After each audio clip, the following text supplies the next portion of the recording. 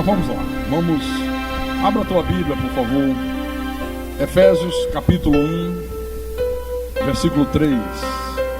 E o tema da mensagem é predestinação, uma verdade escondida. Que pena, né? Que o sistema religioso faz de tudo para esconder essa verdade do povo de Deus.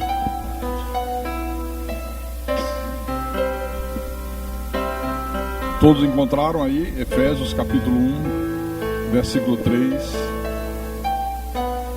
Então diz assim o apóstolo Paulo: bendito o Deus e Pai de nosso Senhor Jesus Cristo, que nos tem abençoado com toda a sorte de bênção espiritual nas regiões celestiais em Cristo, assim como nos escolheu nele antes da fundação do mundo, para sermos santos e irrepreensíveis perante ele, e em amor nos predestinou para ele, para a adoção de filhos, por meio de Jesus Cristo, segundo o beneplácito de sua vontade. No versículo 11 ele diz: nele digo, no qual fomos também feitos herança, predestinados segundo o propósito daquele que faz todas as coisas conforme o conselho da sua vontade. Então vamos orar para que o Espírito Santo fale mais um pouquinho a gente sobre esse tema. Oremos ao Senhor Deus agora. Senhor Jesus Cristo, nosso Deus e eterno Pai, e aqui estamos nós, Senhor, cavando uma profunda vala, lançando alicerces para que a nossa casa, que é a vida, fique bem construída, para que ela possa suportar todas as intempéries do dia a dia.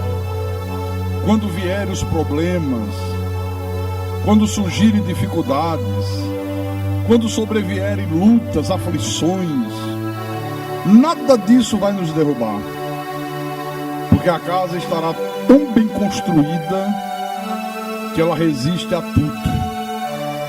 Agora, quem não constrói casa dessa maneira, quem faz da vida espiritual uma brincadeira, uma libertinagem, está construindo sobre areia, e aí não tem como resistir às intempéries.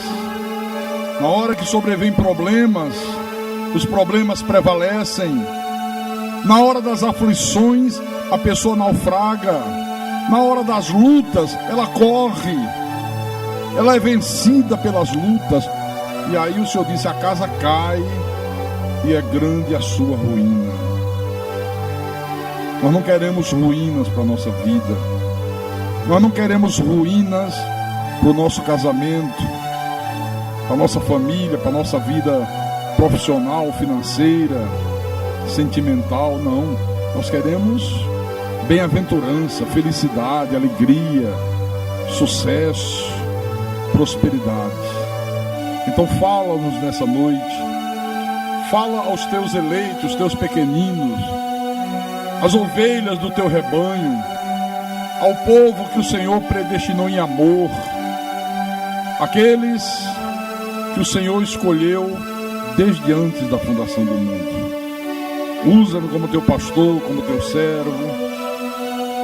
Dá-me a inspiração, a capacidade de eu proclamar a tua palavra com verdade, porque a minha suficiência vem de ti, Jesus. Vem de ti, meu Deus.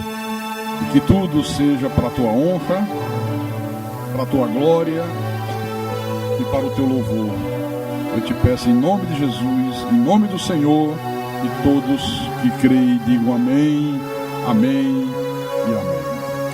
Meus irmãos amados, minhas irmãs em Cristo, nós estamos vivendo um tempo onde há uma total indiferença pelo conhecimento da palavra de Deus.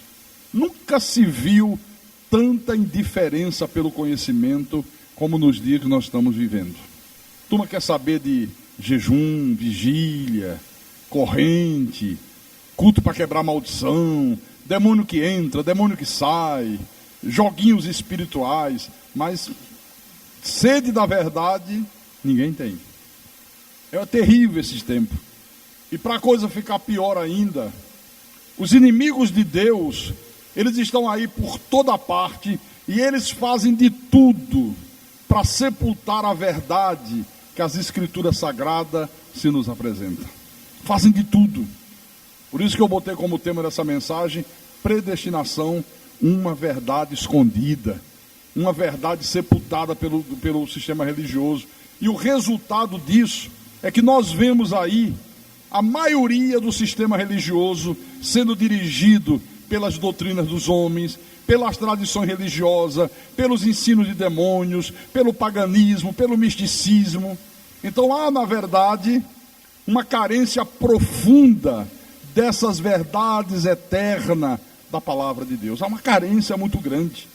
E por isso, Deus levantou o ministério da Igreja Cristo é Vida com a responsabilidade de proclamar a palavra dele com verdade. Você pensa que hoje é fácil você encontrar uma igreja onde hajam pastores que proclamem a palavra de Deus com verdade, sem medo das consequências, sem temer as reações contrárias? É coisa muito rara. Esse ministério aqui faz isso porque é isso que Deus espera. Por isso ele nos revelou a sua verdade. Jeremias capítulo 23, versículo 28.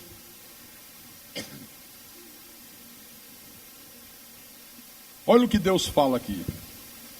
O profeta que tem sonho, conte-o como apenas sonho, mas aquele em quem está a minha palavra, fale a minha palavra com verdade. Que tem a palha com o trigo, diz o Senhor.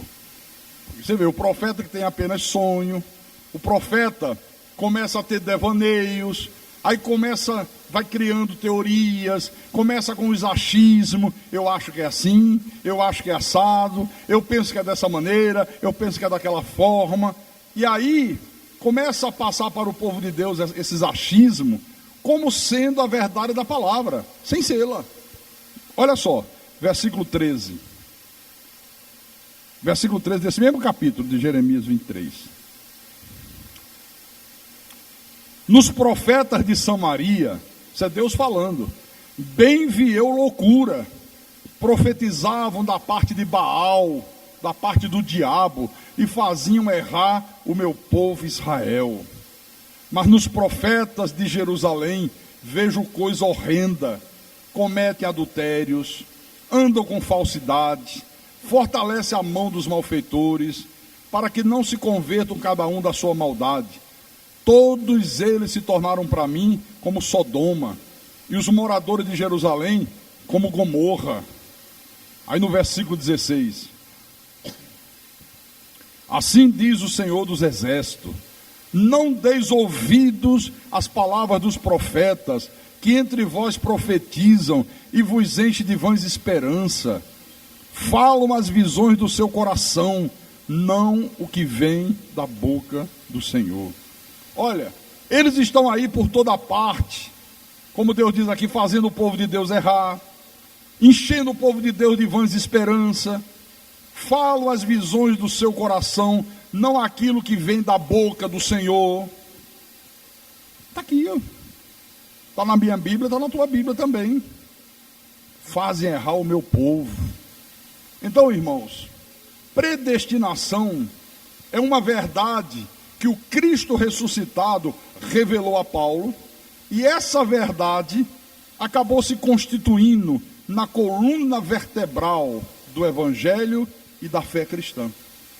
É isso que predestinação é, a importância que isso tem. Eu já mostrei aqui que a predestinação é uma doutrina muito bem estabelecida na Bíblia.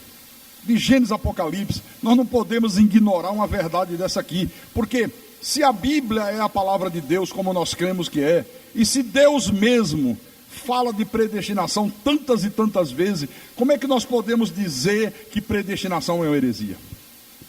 Eu não sou louco para falar uma besteira dessa. Não, predestinação é heresia. Como se está na Bíblia? Não, predestinação, como diz Efésios aqui, ó, é um ato do amor de Deus. E em amor nos predestinou para Ele. É um ato do amor de Deus. Há um povo nessa terra que pertence a Deus, que Deus predestinou para a salvação. E há um povo nesta terra que foi destinado por Deus para a condenação eterna a partir de Caim. O povo que Deus predestinou para a salvação são aqueles que foram criados por Deus, a sua imagem e a sua semelhança no céu.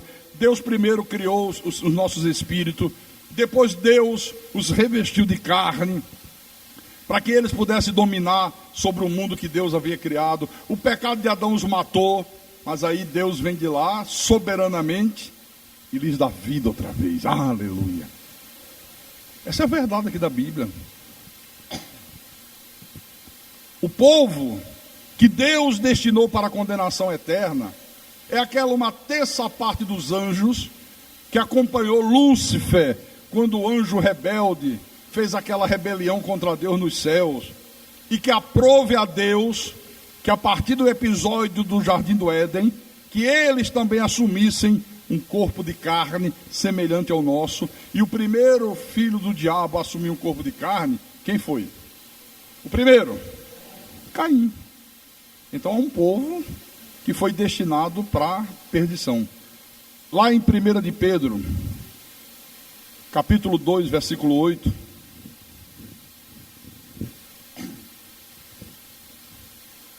Pedro escreveu à igreja e disse assim: e pedra de tropeço e rocha de ofensa são estes os que tropeçam na palavra, sendo desobedientes para o que também foram postos. Quer dizer, é Deus que está dizendo que há pessoas nesse mundo que Deus pôs para perverter a palavra, para transgredir a palavra, para ser desobediente, e por isso eles jamais se converterão, eles jamais serão salvos. Nós falamos um pouquinho sobre isso aqui pela manhã. Por isso, irmãos, que há pessoas nesse mundo que não têm sequer a oportunidade de ouvir o Evangelho. Tem pessoas que nasceu, viveu e morreu sem nunca ter ouvido o Evangelho. Principalmente aqueles que nasceram nos países lá do Oriente, né? Nas nações comunistas. Outros têm a oportunidade de ouvir o Evangelho, ouvem, mas não creem. Rejeitam imediatamente o que... Aí o que acontece, pastor? Morrem crendo que o homem manda em Deus, crendo em reencarnação. Outros morrem crendo em imagens, crendo em santos, crendo em corrente de libertação, em fogueira santa. Outros morrem crendo em Buda, outros morrem crendo em Alá, outros morrem crendo em Padre Cícero, em São Francisco, em Maria, e vai por aí afora. Agora, qual foi a falsa doutrina criada pelo diabo para combater a verdade da predestinação? Qual foi a falsa doutrina? Livre-arbítrio. A mentira de que o homem tem livre-arbítrio, que é o homem que decide se aceita ou se não aceita Jesus, se quer ser salvo ou se não quer ser salvo. Isso é uma mentira do diabo. Tanto que foi uma das coisas que Jesus mais combateu ao longo do seu ministério. Pastor, Jesus combateu o livre-arbítrio? Combateu. Você sabe que combateu. Você pode até não estar lembrado, mas vamos relembrar. João capítulo 6.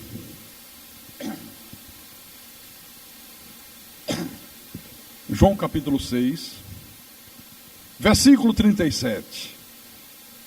Preste atenção nas palavras dele.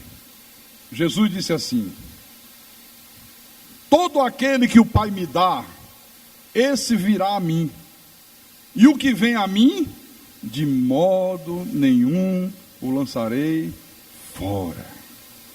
E tem pastor que é tão desonesto, que diz assim: irmãos, Jesus disse, o que vem a mim, de modo nenhum lançarei fora. Está vendo? É você que tem que vir, é você que tem que aceitar Jesus. Não. Todo aquele que o Pai me dá, esse virá. Depende do pai? Dá, senão não pode vir. No versículo 44, ele repete no mesmo discurso, na mesma pregação, na mesma mensagem: ninguém pode vir a mim se o Pai que me enviou não o trouxer. Cadê o livre-arbítrio? Ninguém pode vir se o Pai que me enviou não trouxer. E eu o ressuscitarei no último dia. Depois, no versículo 65, ele repete pela terceira vez. E prosseguiu: por causa disto é que vos tenho dito, ninguém poderá vir a mim se pelo Pai não lhe for concedido. Olha, eu acho interessante, é que quando Jesus combateu o livre-arbítrio, porque a maioria dos judeus criam nisso, que a decisão é do homem, que o homem é que decide, que o homem é que manda em Deus. E quando Jesus combateu, sabe qual foi a consequência? Leia o versículo 66. À vista disso, muitos dos seus discípulos o abandonaram e já não andavam com ele. Olha, muitos, não foram poucos. Ah, é assim? Está pensando que eu sou robô? Igual a gente vê hoje muita gente. Não, não é assim não. Deus está pensando que eu sou robô? Está pensando que eu sou robô na mão de Deus? Nós não estamos falando de robô, aqui não é a NASA. Nós estamos falando de um Deus soberano. Muitos dos seus discípulos o abandonaram. No capítulo 8, desse mesmo livro de João, versículo 47, Jesus disse: quem é de Deus, ouve as palavras de Deus. Olha, ouve, não é ouvir com esse ouvido de orelhudo aqui não, porque com ouvido de orelha todo mundo ouve. Esse ouve, quem é de Deus ouve, quem é de Deus obedece. Meu filho, ouça o seu pai. O que é que eu estou dizendo para meu filho? Obedeça. Faça o que eu estou dizendo, rapaz, me dê ouvidos. Então, quem é de Deus, ouve as palavras de Deus, se submete a Deus. Deus está falando, o cara está obedecendo. Domingo é o dia do Senhor. Por que é que muitos de vocês vêm? Tem gente que nem se mandar a ronda do quarteirão não vem. Você não acha estranho isso não? Você às vezes não fica pensando, puxa vida, por que eu venho domingo de manhã, volto à noite, venho com toda alegria, com todo prazer, e tem gente que Deus fala todos os cultos e entra por um ouvido e sai pelo outro. Você nunca se questionou a isso não? É estranho, né? Por isso não me dás ouvidos, porque não sois de Deus. Quem não é de Deus não dá ouvidos a Deus, não obedece a Deus, sabe? Obedece aquilo que lhe interessa, obedece aquilo que é conveniente para ele. E parou por aí. No capítulo 10, vire a página, versículo 26. Mas vós não credes, porque tens livre-arbítrio.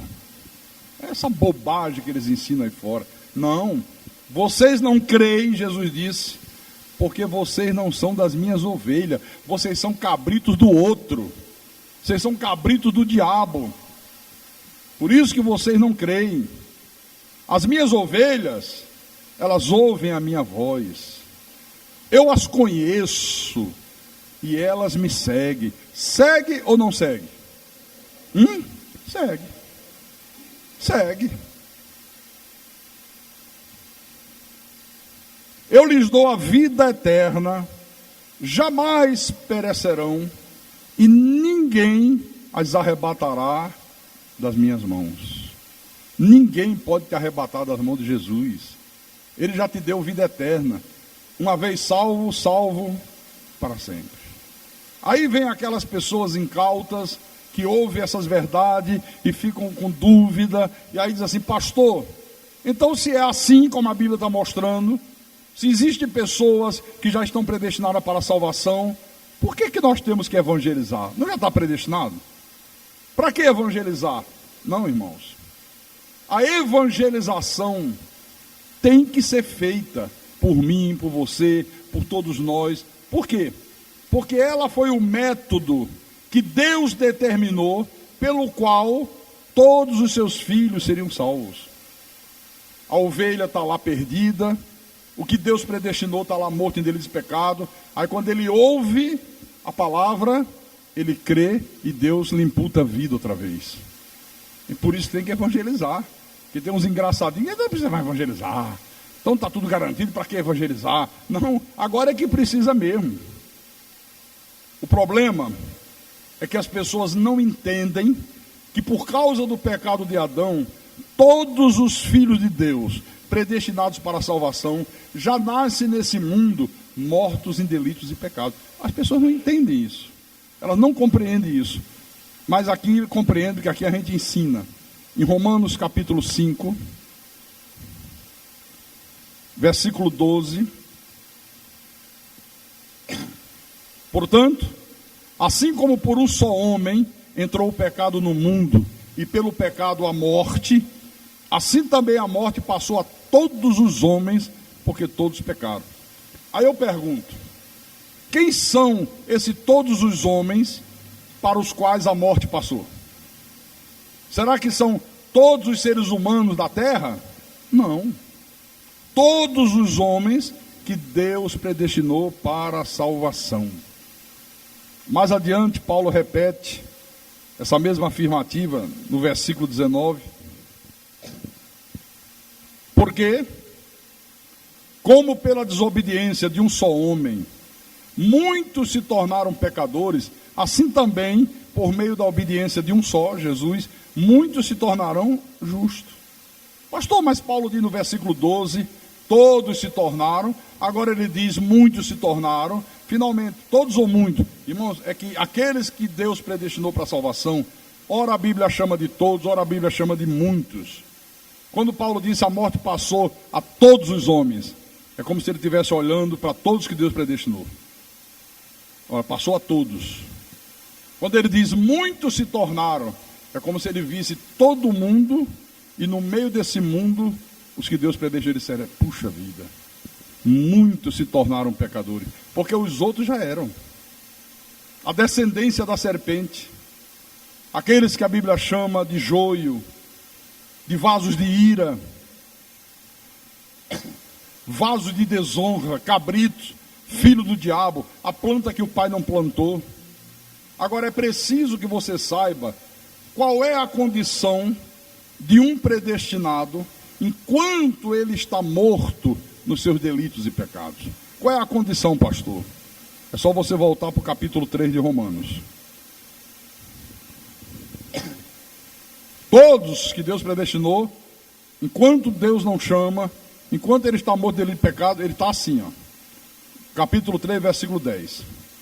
Como está escrito, não há justo, nem um sequer. Pastor, nenhum. O Papa não é justo? Não. Maria? Não. Igual a mim, igual a você. Não há quem entenda, não há quem busque a Deus. Todos se extraviaram, a uma se tornaram inúteis. Não há quem faça o bem, não há nenhum sequer. Então esta é a condição que um dia eu estive. Essa é a condição que um dia você esteve. Essa é a condição que muitos ainda estão lá fora nos dias de hoje. É por isso que tem que ser Deus agindo na vida do homem. Não há quem entenda, não há quem busque a Deus. O homem está morto espiritualmente. Por isso que eu sempre pergunto, se a Bíblia está dizendo que não há quem busque a Deus, como é que pode 90% dos pastores ensinarem que o homem tem livre-arbítrio, que é o homem que decide, que é o homem que aceita, que é o homem que busca? Como é que pode eles ensinarem que a salvação depende do homem? Como é que pode ir contra o que está escrito? O sujeito vem de lá, numa rede de televisão, em rede nacional, e diz, não, predestinação é do diabo, predestinação é heresia, predestinação é que Deus sabia quem é que ia aceitar Jesus por livre-arbítrio lá na frente. Isso é uma irresponsabilidade sem tamanho, isso é uma leviandade diabólica. Se não fosse Deus a salvar o homem, nenhum se salvaria. Se não fosse Deus a te salvar, você não se salvaria, eu não me salvaria. Aqui em Efésios, capítulo 2, versículo 1. Ele vos deu vida, estando vós buscando a Ele. Não? Desculpa. Ele vos deu vida, estando vocês usando o livre-arbítrio e aceitando Jesus. Não. Ele vos deu vida, estando vós mortos nos vossos delitos e pecados. Como é que você estava quando Deus te deu vida? Morto em delitos e pecados. Foi Deus que tomou a iniciativa. A salvação é uma obra graciosa de Deus. Aí você vê na internet o Marcos Feliciano, que é pastor também da Assembleia de Deus, que é da mesma laia do Silas Malafaia, chegar numa pregação e dizer: não, Deus deu livre-arbítrio ao homem, e quando Deus concedeu esse livre-arbítrio ao homem, Deus se despojou de todo o poder, e agora, para Deus intervir nessa terra, Deus tem que pedir autorização ao homem. Já imaginou o cara ensinar um negócio desse? Que Deus se despojou de todo o poder, passou tudo para o homem. Agora, para eu intervir, eu tenho que pedir autorização ao homem. Vocês deixam? Eu posso intervir? Posso fazer alguma coisa? Não, Deus. Fica lá mesmo, fica na tua, que nós não queremos nada contigo. Isso é uma absurda barbaridade. Isaías 46, versículo 9 e 10. Lembrai-vos das coisas passadas da antiguidade, que eu sou Deus e não há outro. Eu sou Deus, não há outro semelhante a mim, que desde o princípio anuncio o que há de acontecer, e desde a antiguidade as coisas que ainda não sucederam, que digo: o meu conselho permanecerá de pé, farei toda a minha vontade. Aleluia. Olha, o nosso Deus, Ele faz toda a vontade dEle, ponto final, e acabou. Salmo 65, versículo 4. Bem-aventurado aquele a quem escolhes e aproximas de ti. Olha, você é um bem-aventurado. Foi Ele que te escolheu, meu irmão. Foi Ele que te aproximou dEle. Aleluia. Diga glória a Deus. Mas os inimigos de Deus, sabe, diante dessas verdades aqui, sabe o que é que eles dizem? Não é assim não. Se fosse assim, isso seria uma grande injustiça de Deus. Como é que Deus salva um, não salva outros? Aí eu pergunto o seguinte, eu faço uma perguntinha básica. Se a doutrina da predestinação não, se a doutrina do livre-arbítrio fosse uma doutrina verdadeira, porque não é, ela é falsa, por acaso ela expressaria essa justiça de Deus que eles tanto cobram? Se fosse verdade. Não. Sabe por quê? Porque para que houvesse justiça, seria necessário que todas as pessoas, em todos os tempos, em todos os lugares da terra, tivessem a mesma oportunidade de um dia ouvir o Evangelho e decidir livremente se aceita, se não aceita, se quer ou se não quer. Para haver justiça como eles querem. Só que isso nunca ocorreu, irmãos, em nenhum período da história. Nunca ocorreu isso. Todos os dias morrem pessoas sem ouvir o Evangelho, que nunca tiveram oportunidade de ouvir a palavra, morrem na ignorância. Quer dizer, isso por si só já caracterizaria uma injustiça, né? Olha, aquele teve oportunidade, aquele não teve. Só que eles não raciocinam, eles só falam bobagem. Não, é injustiça, como é que pode Deus fazer isso? Outra coisa, se é verdade que o homem tem livre-arbítrio, então ninguém na face da terra, ninguém, inclusive Deus, poderá forçar o homem a fazer qualquer coisa que o homem não queira. Tem livre-arbítrio. Nem Deus pode forçar. É verdade ou não é verdade? Só que a Bíblia mostra o contrário, sabe? O Deus que nós cremos não é esse Deus palhaço aí, que os homens mandam nele, gritam, dobram ele com jejuns. Esse não é o nosso Deus, não. Esse é um Deus palhaço. Não é o Deus da Bíblia. Abra em Êxodo, capítulo 7, versículo 1 em diante. Quando Deus mandou Moisés ao Egito, então disse o Senhor a Moisés: vê que te constituí como Deus sobre Faraó, e Arão teu irmão será teu profeta. Tu falarás tudo que eu te ordenar, e Arão teu irmão falará a Faraó, para que deixe ir da sua terra os filhos de Israel. Eu, porém, endurecerei o coração de Faraó, e multiplicarei na terra do Egito os meus sinais e as minhas maravilhas. Faraó não vos ouvirá, ele não vai dar ouvidos a vocês, porque eu não vou deixar. E eu porei a mão sobre o Egito, e farei sair as minhas hostes, o meu povo, os filhos de Israel da terra do Egito, com grandes manifestações de julgamento. Está vendo? Eu vou endurecer o coração de Faraó. Mesmo que ele queira, eu não vou deixar, porque ele é filho do diabo. Ele vai ter que experimentar o meu poder. Ele vai ter que ver que eu sou Deus de verdade. Capítulo 9, versículo 12. Porém o Senhor endureceu o coração de Faraó, e este não os ouviu, como o Senhor tinha dito a Moisés. Faraó, cadê livre-arbítrio, Faraó? Não tem. É Deus que endurece a quem Ele quer e quem lhe apraz. Capítulo 10, versículo 20. O Senhor, porém, endureceu o coração de Faraó, e este não deixou ir os filhos de Israel. E eu falo mais. O que é que nós podemos dizer de Jonas? Que Deus disse: Jonas, eu quero que você vá para a cidade de Nínive. Vai lá pregar a minha palavra. Ele disse: não, esse povo de Nínive é muito pecador. Esse povo de Nínive não merece nem ouvir a palavra. Eu vou é para Tarsis. Comprou um bilhete do navio e lá se foi o cara para Tarsis. E eu disse: esse cara está pensando que eu sou o quê, hein? Ele pensa que eu não sou Deus de verdade, é? Ele pensa que ele manda em mim, ele pensa que ele faz o que ele quer, ele pensa que ele tem livre-arbítrio.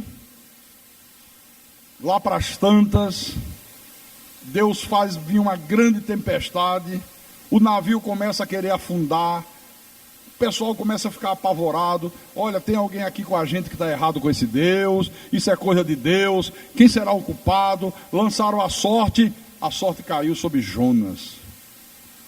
Não, é que Deus queria que eu fosse para Nínive, eu estou indo para Tarsis. Rapaz, você está... Olha a ira de Deus aí, ó. Vai afundar o navio, cara. Então faça o seguinte: me jogue no mar para que eu morra de uma vez, mas eu não vou. Você já imaginou uma coisa dessa? Então joga esse cara aí para morrer afogado. Deus disse: ele está pensando que se livra de mim. Ele não entendeu ainda que sou eu que mando. Aí deu um assovio: baleia, engole esse tal de Jonas aí. Baleia veio lá com uma boca imensa, só abriu assim, ó. Ele veio na água, parecia uma cachoeira, na correnteza. Quando ele se deu conta, estava na barriga da baleia. Aí ele viu a coisa preta. Tem gente que é preciso ver a coisa preta para acordar. Quanto Deus não faz ver a coisa preta, não acorda. Aí é que ele ora a Deus, se arrepende: Senhor, eu vou para Nínive, mas me tira daqui, está tão escuro, está um mau cheiro na barriga desse peixe, cheiro de comida podre, eu não estou aguentando, me tira daqui. Deus disse: você vai para onde? Para Nínive. Você não tem livre-arbítrio? Deus que me livre. Me enganaram, Silas Malafaia me enganou, Deus. Já enganou Jonas naquela época. Aí Deus disse: então, vomita esse cara na praia. A baleia foi lá e... Aí ele foi tranquilamente fazer o que Deus determinou que ele fizesse, cara. Acabou a história. Então tudo isso prova o quê? Que o homem não tem livre-arbítrio. Ou não prova?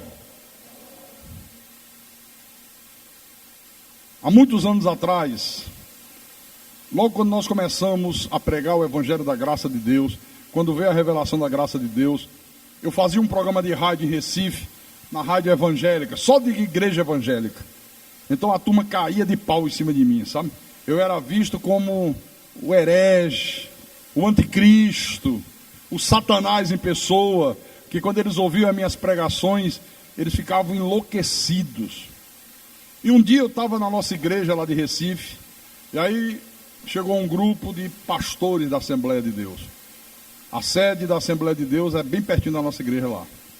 Aí disseram: olha, pastor Carlos, tem um grupo de pastores aí, eram uns 4. E pediram para falar com o senhor. Perfeitamente. Eles foram 2 vezes lá.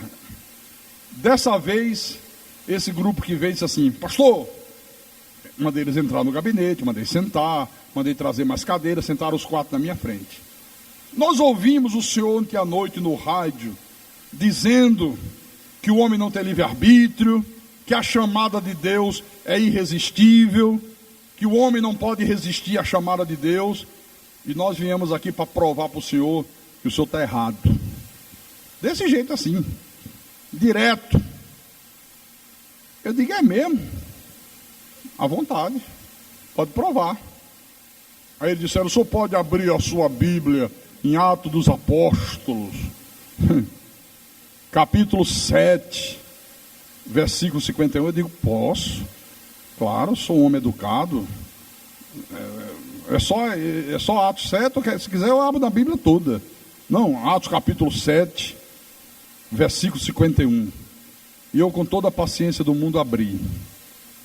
Já abri, está aqui. O senhor pode ler? Posso. Vou ler. Ficaram todos em silêncio e eu li.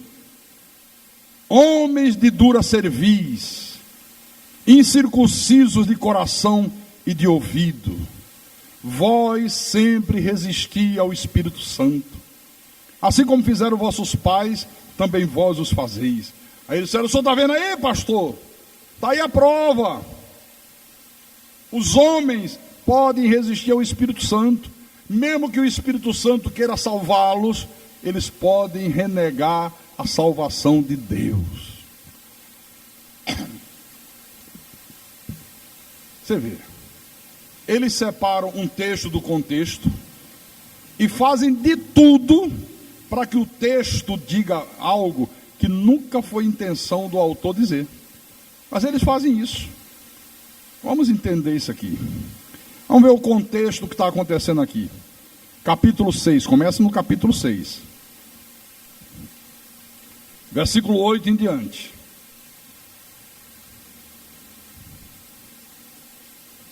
Vou ler, hein?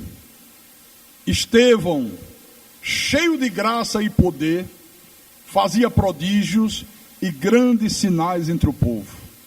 Levantaram-se, porém, alguns dos que eram da sinagoga chamada dos libertos, dos sirineus, dos alexandrinos e dos da Cilícia e Ásia, e discutiam com Estevão, e não podiam resistir à sabedoria e ao espírito pelo qual ele falava. É isso que eles ficam enlouquecidos.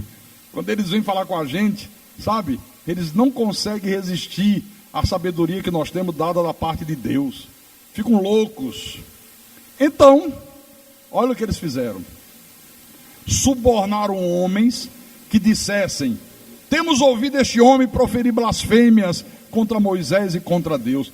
Arranjaram testemunhas falsas. Já que a gente não pode resistir a esse cara tem sabedoria, tudo que ele fala ele prova na Bíblia, vamos botar ele numa fria. Que coisa, né? Sublevaram o povo, os anciãos e os escribas, investindo, o arrebataram, levando ao sinédrio. Então o quadro que a gente está vendo aqui é o seguinte: está lá Estevão, diante do sinédrio, está ao lado de Estevão pessoas do povo, os anciãos, os escribas, tudo lá, tentando calar a boca de Estevão de qualquer forma, de qualquer maneira. Aí Estevão começa a fazer uma pregação, e na sequência dessa pregação é que Estevão diz para essa gente aqui que eles sempre resistiam ao Espírito Santo. Quando Estevão disse, vocês sempre resistem ao Espírito Santo, não era no sentido de que o Espírito Santo queria salvá-los e eles não queriam a salvação. Não quero, não adianta vir não, o Espírito Santo... Não é nesse sentido não. Eles resistiam ao Espírito Santo no sentido de que eles sempre combatiam a verdade sagrada. Como é que eles resistiam, pastor? Exatamente como estavam fazendo nessa hora aqui, ó. Insuflaram o povo, despertaram a ira no povo, e o resultado qual foi? Mataram Estevão a pedradas. Veja como Estevão deixa isso bem claro. Vós sempre resisti ao Espírito Santo, assim como fizeram vossos pais, também vós o fazeis. Quer dizer, que da mesma maneira que eles resistiam ao Espírito Santo, como estavam fazendo nesse momento aqui, os pais deles também resistiram ao Espírito Santo lá atrás, no passado. Aí a gente pergunta, como é que os pais deles resistiram ao Espírito Santo lá no passado? Será que era rejeitando a salvação que o Espírito Santo queria imputar à vida deles? Não. Não, porque nunca foi intenção de Deus salvar a descendência da serpente. Nunca esteve nos planos de Deus salvar os filhos do diabo. Nunca. Pastor, como é que a gente sabe a verdade então? Como é que eles resistiam? É simples. Vamos ler do versículo 51 em diante, capítulo 7. Capítulo 7.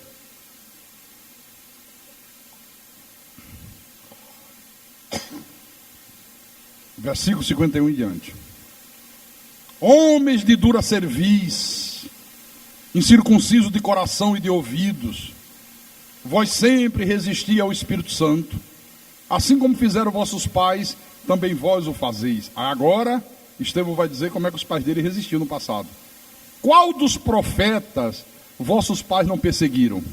Eles mataram os que anteriormente anunciavam a vinda do justo, do qual vós agora vos tornaste traidores e assassinos. Vós que recebestes a lei por ministério de anjos e não aguardaste. Então, resistir ao Espírito Santo não é resistir à salvação de Deus. Resistir ao Espírito Santo está aqui bem claro. É combater a verdade, é perverter o Evangelho, é combater os mensageiros de Deus. Isso é resistir ao Espírito Santo. Por isso que Deus permitiu que aquela uma terça parte dos anjos assumisse um corpo de carne. Paulo disse, olha, eles são vasos de ira preparados para a perdição. Pedro disse, eles foram postos nesse mundo por Deus para tropeçarem na palavra, para serem desobedientes. E Paulo disse, e Deus fez tudo isso querendo dar a conhecer o seu poder e mostrar a sua ira. Quer dizer que tudo isso é Deus querendo mostrar a sua ira e dar a conhecer o seu poder. Como é que Deus mostra a sua ira? Olha, vocês vão assumir um corpo de carne igual dos meus filhos, mas vocês jamais salvarão. Vocês podem ouvir o Evangelho 500 milhões de vezes. Vocês vão tropeçar na palavra, vocês vão perverter a verdade, vocês vão desobedecer. A vida de vocês no mundo vai ser essa. E no final, eu vou ter o prazer de dizer, apartai-vos de mim, malditos, para o fogo eterno, preparado para o diabo e seus anjos. Vocês são anjos do diabo. É assim que Deus mostra a sua ira. E como é que Deus dá a conhecer o seu poder? Além disso, dizendo assim, ó, Lúcifer, você está pensando que porque enganou Adão e Eva e fez com que eles pecassem e causou todo esse estrago ao meu povo, que você frustrou os meus planos? Você está pensando que você jogou todos os meus filhos no inferno? Você está redondamente enganado. Nenhum dos meus planos pode ser frustrado, rapaz. Pois agora você vai conhecer o meu poder. E aí Deus vem de lá e dá vida outra vez ao seu povo. Aleluia. Tudo partindo de Deus. O homem não participa desse processo da salvação. Então a predestinação é uma verdade que traz consolo, que traz descanso. Você descansa em Deus. Quem não crê em predestinação, ora pensa que está salvo, ora pensa que está condenado. Um dia se acha nas mãos de Jesus, no outro já acha que está na mão do diabo. Tem medo de ir para o inferno, tem medo de ter o nome riscado do livro da vida. Quem crê em predestinação não tem essas neuras. Cara, tem tranquilidade, não. Eu sou de Deus, foi Deus que me salvou, foi Deus que me deu vida. A minha vida está nas mãos de Deus. Todos os meus dias estão escritos no seu livro, escritos e determinados quando nenhum deles ainda havia. O meu destino final está nas mãos de Deus. Deus já determinou que o meu destino final é viver eternamente com Ele, e ninguém pode frustrar essa vontade soberana de Deus, em nome do Senhor Jesus Cristo, irmão. Ninguém.